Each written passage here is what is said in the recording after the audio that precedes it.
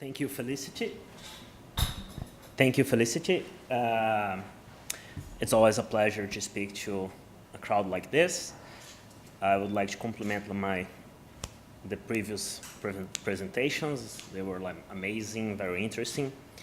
And since I know that it's a very tough job to be the last presenter before lunch break, I will cut to the chase. So today I decided to, despite the fancy name, I decided to bring you a case analysis on how I think the changes promoted by 3D printing can effectively help and assist the sustainable development. So first, there's a concept. This is the presentation overview. We're going to speak about sustainable development, leaving no one behind. What is the initiative that I'm speaking of? Why 3D printing? In a little conclusion. So we do have the main notion of sustainable development. Sustainable development means it's centered about like leaving no one behind. This is the most modern acception for sustainable development. It wasn't so like for many long years. The first concept of like sustainable development was restricted to the idea that humanity can and could make development sustainable, so it could ensure that the needs of the present could also fit the needs of the future generations. There's a very good analogy that I like so much, which is the spaceship Earth. It's a very old analogy, but it says that Earth, it's like a vessel, like a spaceship, containing humanity, and as a spaceship, it has limited resources. If we are not conscious about how to use those limited resources, we're going to lead to a system failure and obviously big problems.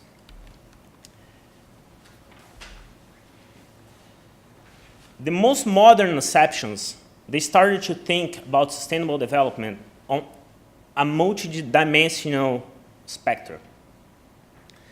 It doesn't speak only about resources, environment, but also about politics, economics, social relationships, and ethics. As you can see here, this is a small snapshot of one of the most, probably the most recent iteration of like a global development agenda. And as you can see, it doesn't speak only about environment. It speaks about poverty, it speaks about good health, it speaks about education, about inequalities. And as they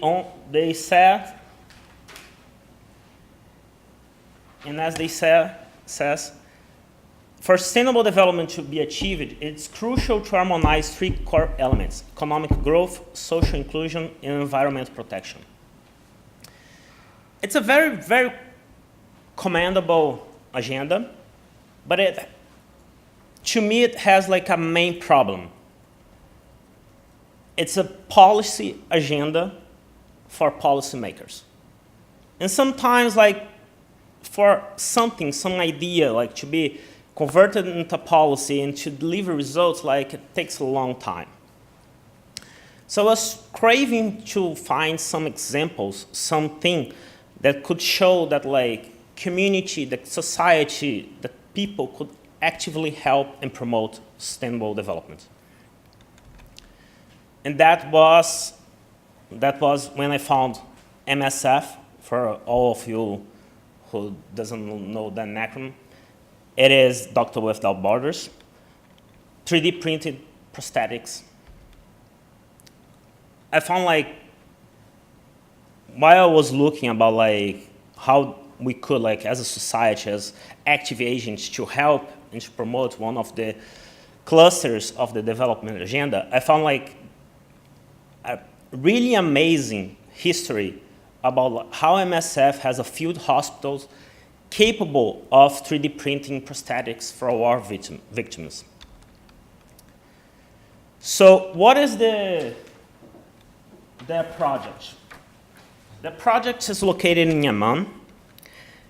It is part of a reconstructive surgery hospital. It was originated from the shortage of upper limb prosthetics available to people in the area, and aims to provide war zone victims with disadvantaged and disadvantaged patients with highly customized prosthetics. They have a fairly simple procedure. They interview the patient, they know the patient, what are their needs, because this is essential for adaptation of the prosthesis. They 3D scan the fracture, the lump. They design all in a computer prosthesis. They print and they trial fit it. It's a very simple process and a very fast process. So what is MSF trying to achieve with such initiative? They're trying to find a sustainable way to increase access to upper limb prosthetics by realizing what are the limitations of the local, the patients, and what are the needs of those patients. Why they're doing that? They're doing that because on many times when we're speaking about like education measures, increasing health measures, we try to export development solutions to underdeveloped countries. And this many of the times doesn't work. Underdevelopment, it's a mouthful. Some countries, like poor countries, they have a very different infrastructure. They have very different limitations, which deters many of those initiatives. For instance, we often hear about patients of war zones going to Europe, going to US, so they can have access to prosthetics. But what are the problems with that? First, the price is high for many of those victims. Second, many of those prosthetics are not adapted to their cultures. It's the case that like some cultures need to have like a barefoot prosthetic, and they cannot have access to that. There's also the matter of color. After they go back to their country, how they're going to find repair pieces, how they're going to find repair service for their prosthetics. So those measures are just a temporary relief. They're not definitive and sustainable solution. And why it needs to be sustainable? Like this vicious cycle, you're going to find for every single thing related to sustainable development. Underdevelopment leads to lack to access to goods, service, treatment, which leads to unassisted disabilities, which leads back to poverty, which leads back to underdevelopment. So we could, like, for instance, replace disabilities with education. It doesn't matter, like, but this vicious cycle exists. And we need to break that. But how do you break such a cycle with limited resources? You need something efficient. You need efficiency. Something that could contribute the most, knowing those limitations, but being a very simple solution. And this is exactly what MSF was trying to achieve. As Safa Herford, which is the lead engineer of the project, says, this is a cost-effective solution, but also has the advantage of being lighter, which can be a huge factor in the adoption rate of upper limb prosthesis. Just in this quote, he mentions cost-effective, which is an advantage. He mentions lighter, which leads to adoption. He also continues, it's an incredible resource because I can prototype something, send it to the printer, and potentially print it in the same day, rather than me designing, send out to a fabrication facility, and waiting for the lead time to come back, so we can work much more efficiently. This is a small wordplay with some of the words that he said. You can see that cost-effective, no shipping, fast, durable, no waiting, customizable, all of that is efficiency.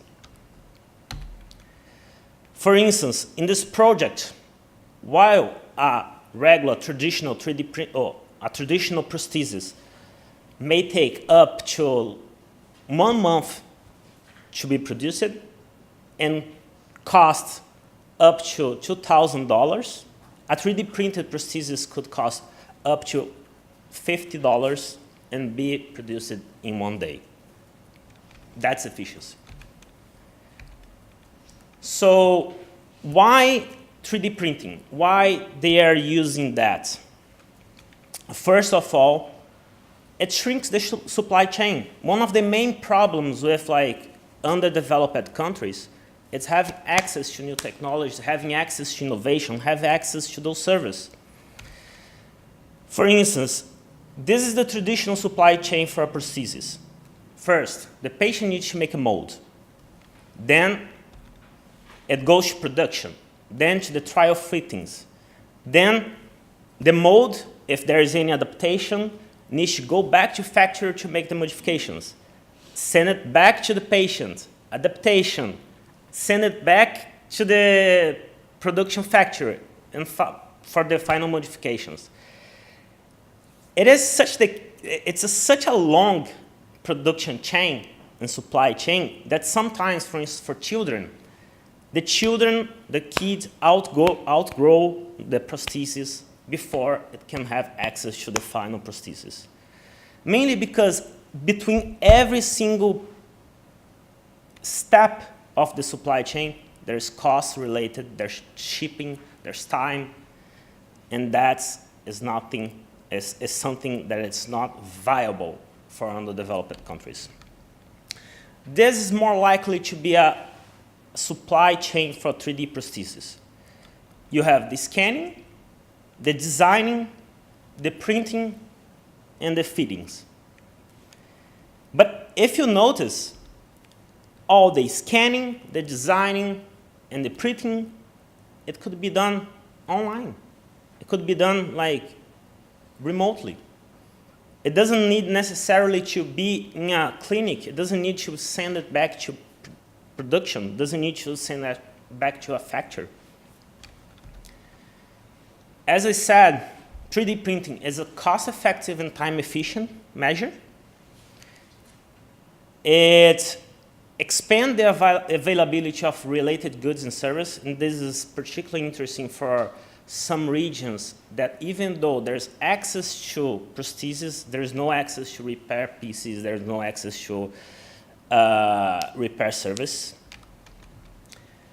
It allows for the customization of designs. One of the problems faced by victims in those countries is that like the cheapest options for them, and I'm speaking about value, are most likely to be a one-size-fits-all solution. So it's not doable for their environment, for their culture, for their place. And there is also the convenience.